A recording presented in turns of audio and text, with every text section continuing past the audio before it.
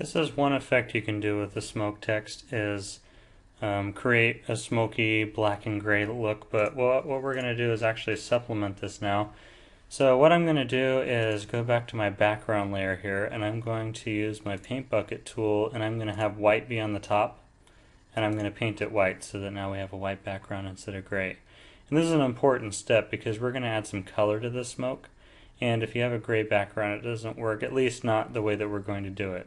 Now I'm going to click on my very top layer, which is my Smoke Copy 2 layer, and I'm going to create a new layer on top of that one. So I'm just going to come down here and create a new layer, just a new blank layer.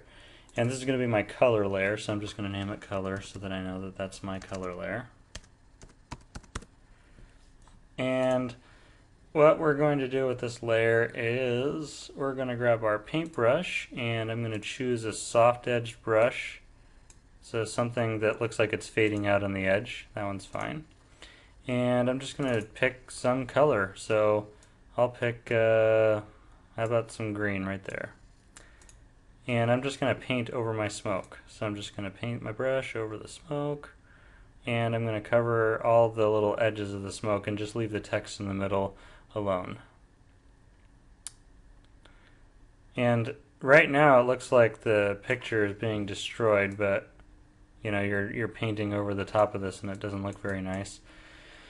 But what we're going to do with this color layer is we're going to do a blending option. Right now it's normal, so the paint just appears as normal, and you can blend this in a ton of different ways, but the way that we're going to blend it is we're going to do a color blend to it, and when we select color blend, which is near the bottom here, you can see that the smoke is the only thing that has green in it now. Everything else is still white.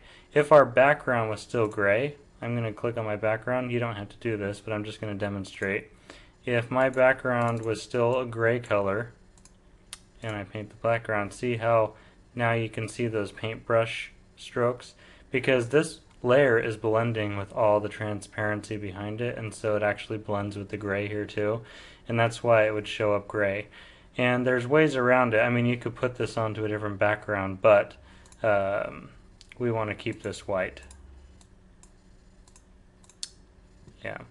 And on your color layer, you can go ahead and choose different colors too. I mean, once you have established this as a color blend layer, I can come back here and maybe grab a blue color and my paintbrush again, and I can paint in here on the letters themselves and get them to be blue, so you can blend from one color to another. So go ahead and choose 2 colors to blend.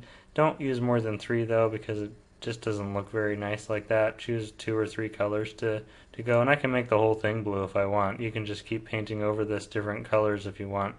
So if you just want to paint over the green as blue, and then if you wanted to choose like a purple or something and just do the tips like this, that's fine too. So make it yours, color it however you'd like, but this is how you can add color, and the color layer will blend with anything that's gray, black, or white, but not other colors. That's why if you have a gray background, it's not going to look right. So go ahead and paint your thing 2 colors and then save it, and that's how you're going to turn it in.